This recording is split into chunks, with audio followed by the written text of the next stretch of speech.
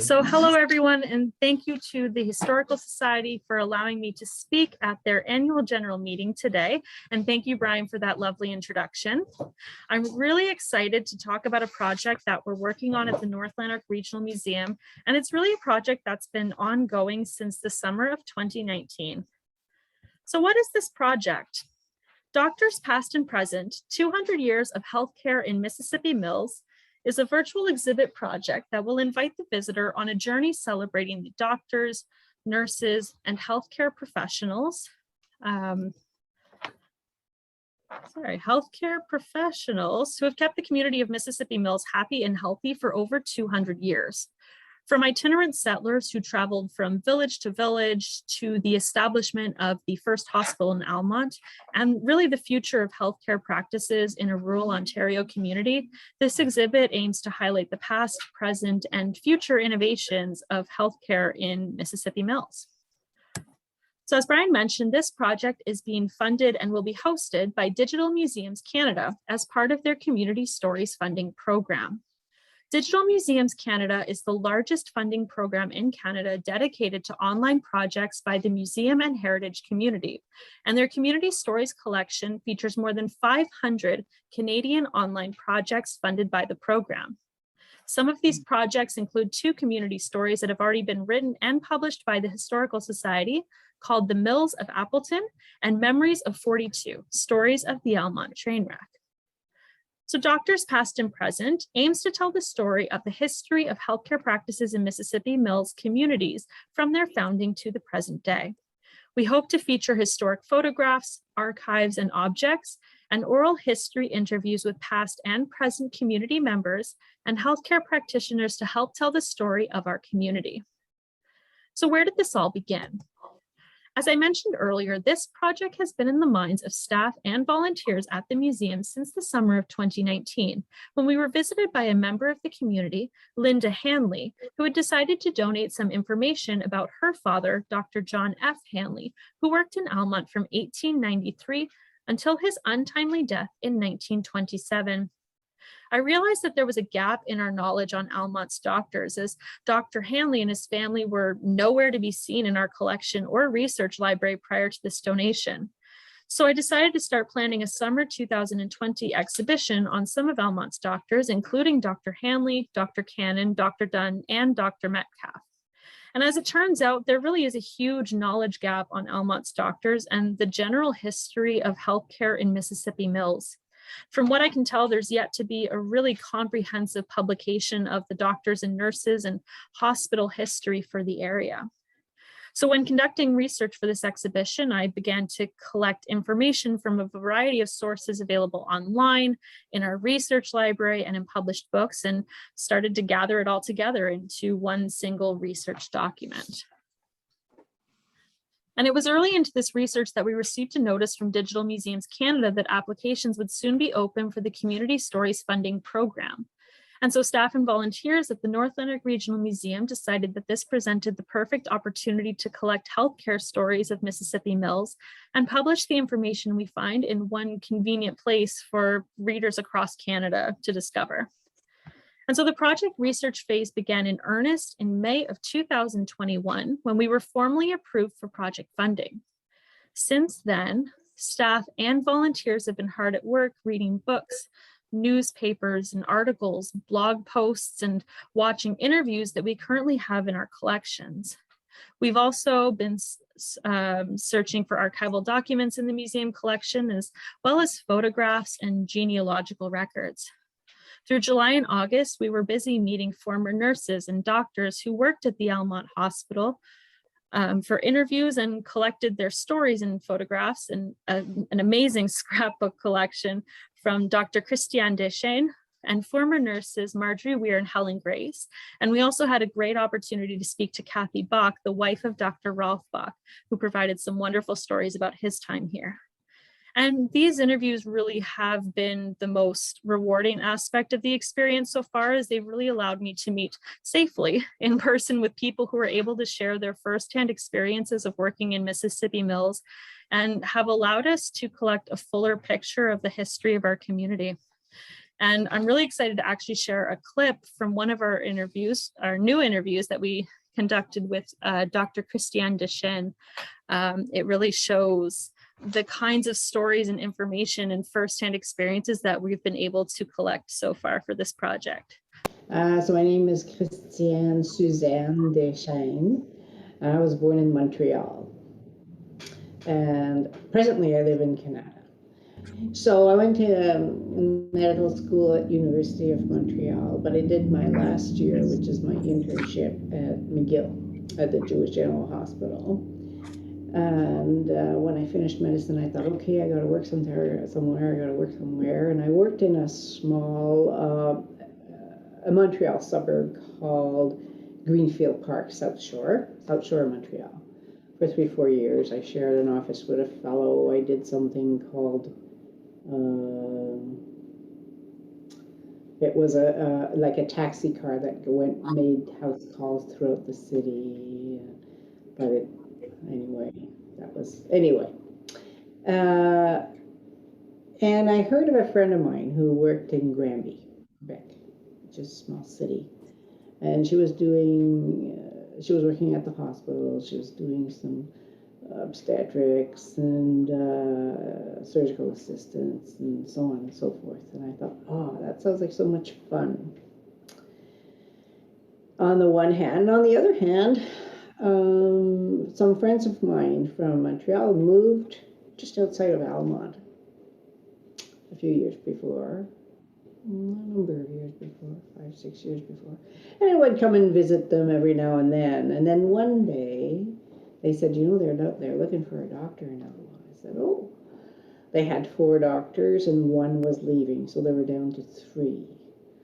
And they were covering emergency, and everything. So I said, well, why don't we go and visit the hospital? So we did. It was a Saturday. And we get to the front desk, and it was Donna Carroll who was at the front desk. I'll always remember. She greeted me. She said, the administrator would love to show you around and love to meet you.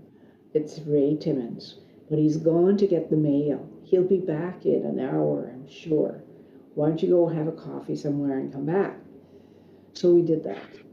And then I met with Ray Timmons, and I don't know, we just hit it off, and a month or 2 later, I was there. Okay. So that was in April, May, June 1981. Yeah. 81.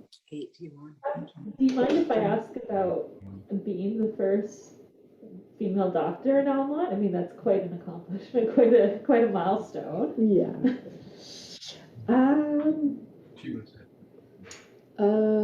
They were very, very accepting. I must say, I never felt any rejection or any hesitation to include me in their team. Particularly Dr. Bach was very, very welcoming. And and then Dr. King gave me a Friday a month off. And I guess when you think of it, I was pretty easy to get advantage of, I guess, to some extent. But anyway, but I guess on the other hand, I earned their respect. And they knew that I was going to work as hard as they do. And I wasn't going to be, a part-timer or anything like that. So, no, I was very welcome. And I had no problems at all, really. No, I cannot say that. Some patients would make no bones about the fact they really didn't want a woman doctor. But that didn't last very long. And, once they realized that I meant business just as much as my male colleagues did, that he didn't mind. No. So, yeah. That's great to hear. Yeah, Yeah. no, I must say, and that was back in the 80s, so that was good. Yeah, it was better than in Montreal at some point. When I was a medical student, I remember going with an OBGYN who used to do clinics up north in Mont-Laurier, up north. He would have a clinic once a month, and he invited a couple of us to go with him. And I remember one of his conversations was, "What are you doing? Want to be a doctor anyway? You should just be home and have your babies." And da da da. And I thought, okay, right. So that's in Montreal. So there. Anyway, yeah, it was. It's been really a fun ride. I've been very, very lucky. I've had a great life, a great working life. Really, I think it's the most wonderful job there is. To be invited in the most intimate parts of people's lives. It's really quite a privilege. I never took lightly ever. And the long-term relationship with the patients and the families, and watching them grow from like delivering this little girl in 81 and then her baby in 2001, and I was getting to be a grandmother in the 2000s, way before I actually became a grandmother. Anyway, yeah, it was just great. I had a great time. I had a great time. So that was the first interview that I got to conduct for this project. And speaking to Dr. Dishin was a fantastic experience. And to hear her stories, she was very proud to say that she saw patients really from birth until death, and to get her firsthand accounts of what it really is like to be cared for in Mississippi Mills and the quality of care that people receive here really is fantastic. And it's just a great firsthand memory.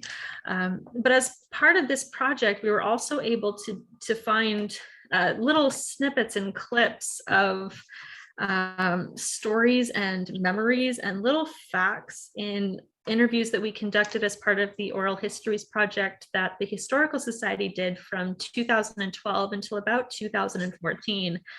And so in one of these interviews with Jim Lowry, I was actually able to find him and Bob Butler talking about Dr. Gilbert Cannon and the Cannon family. And so it's just a small example of the type of information that we can find in these random interviews that were conducted years ago. So my father started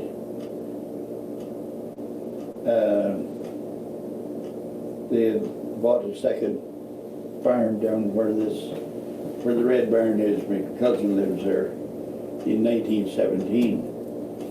So when he got married, he moved back up to where he was raised, which was next door. And when I said I was born there in Lot 5, Concession 9, I don't think I was in a hurry to be born, and I had older brothers who were born in Almonte, but I was born at home. So, and I was a scrawny kid. I only weighed 12 pounds 13 ounces. But then Jack Chapman that owned this, and he was married to Dora Cannon. And they didn't get married as youngsters, but they did get married. And there was another Dr. Cannon that spent his last few months in that front room. In here? Yeah. What was that? He had to be he was a surgeon in New York City. Then he moved up this way he was never married, but he was Dora's uncle. So he died here. That was Gilbert. I think that was Could have been, Gilbert. yeah. But then there was Gilbert that was in the woolen business Yeah, in Almonte I think he was the other Gilbert's uncle. and had Cannon Falls were named after him. I didn't realize it was a cannon. Which one? You mean the lower fall? It's called Cannon Falls? Where your powerhouse is. The new powerhouse. Yeah, that's Cannon Falls. That's called Cannon Falls. I had never heard that name used before. I was told that the Cannons had the water rights there for a while. A cousin of mine is related to the Cannons, and I was doing a little family history for him, and I came across some of that stuff with Gilbert. Both Gilberts. That was a remarkable family too. Yeah. It's just incredible around here what goes on. And so I love that little snippet of interview because it's such a short moment that talks about Dr. Gilbert Cannon and his family, but it gives so much context into the wider history of his family and how he spent his time. So for a bit of context, Gilbert Cannon was the son of John and Harriet Cannon and was born in April, either 1854 or 55. It's not quite clear, but he attended the local school on the 8th line and where he stayed until he went to Almonte High School. And after leaving Almonte High School, he enrolled in McGill University. And you can actually see a little photo of some of his school notes that we have some of his notebooks here. And he graduated with honors just at the age of 22 and moved to New York soon after, just like was mentioned in the interview, and specialized in eye, ear, nose, and throat work in his American practice. And from what we've been able to find out, he was actually a pioneer in the use of X-ray imagery for medical surgeries. And as Jim mentioned in that interview, he did retire from his practice in 1928 and returned to Ramsey in his home where Jim was being interviewed on County Road 29, I believe, where he lived with his niece, Dora Chapman. So you'll find little things that you use to gather together stories of the history of these doctors, and the opportunity to bring them all together into one place is really exciting. And the memories and resources that these residents of the community hold really are unique and so significant. Another one of the resources that we found as part of these interviews was an enormous scrapbook that was filled with articles and photographs, all related to the Almonte Hospital, collected over decades. This scrapbook is completely overflowing with information. I don't think you could put more in this scrapbook if you tried, but there's information about the staff over almost a century, information about the building and the different buildings that the hospital was in, the events that they held, and so much more. And without all this information that was gathered together by this community member, so much history could have been lost to time. And we're really excited to have found it and to be able to show off all the information that can now be preserved for future generations to find. Something else that I've actually found interesting, more than what we have been able to find, is quite significant, but what we haven't been able to find. And this project is definitely intended to focus on Mississippi Mills as a community area. But while there's a lot of information and context for Almonte's doctors and nurses, and it's relatively simple to find things. Information about the villages of Appleton and Pakenham are almost completely lacking. Without having a hospital of their own, and Appleton never having had their own resident doctor, as far as we're able to tell, there are huge gaps of information about these two areas of Mississippi Mills. We know that Pakenham had a host of doctors living and working for the community, but beyond a list of names that we've been able to find in a few books, we have absolutely no other information about the people who were keeping Pakenham's residents healthy for over a century. And so we're really excited to have the opportunity to be able to conduct interviews and collect stories of current residents and professionals who work in Mississippi Mills in the healthcare field. And to address the elephant in the room, the project has coincidentally provided the museum with a fantastic opportunity to collect stories and recollections of our community's experiences throughout the COVID-19 pandemic. And while it's not something that any of us probably like to dwell on, it's certainly been a difficult year and a half. We're definitely living through a generation or a significant moment in history that really should be preserved and remembered for future generations. So ongoing in the project, we are looking for interviews and written statements or information from doctors, nurses, and healthcare professionals who are currently working in Mississippi Mills, who've previously worked in Mississippi Mills. We're looking for information, experiences, stories, objects that represent your time throughout this COVID-19 pandemic, and especially information about Appleton and Pakenham. If you have any memories, if you know someone who has memories of doctors coming to their homes, of the doctors who work in Pakenham or Appleton, please get in touch. We are absolutely looking for that. And largely anybody who feels like they have a story that they want to tell, we want to hear it. So just get in touch and I am here to listen. And there's a lot of different ways that you can help beyond just providing stories. There are so many different aspects of this project that there are volunteer opportunities for a wide variety of skills and interests. If you like watching documentaries or like the interviews, like the clips that we showed, video transcribing, writing closed captions, is a great way of seeing all of the interviews as they were done and getting that information sort of before anyone else unedited. Or maybe you're really good at video editing and photo editing. Do you have a hand at Photoshop? You can take a look at our digital files and help us edit them down for this project.